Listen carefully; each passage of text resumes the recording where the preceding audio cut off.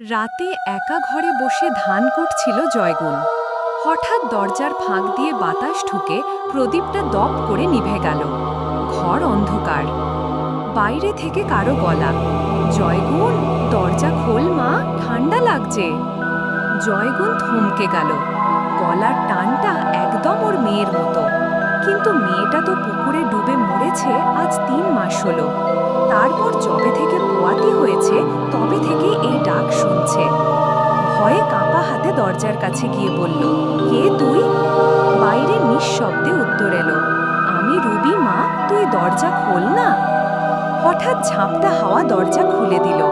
প্রদীপটা নিজে থেকেই জ্বলে উঠল আবার।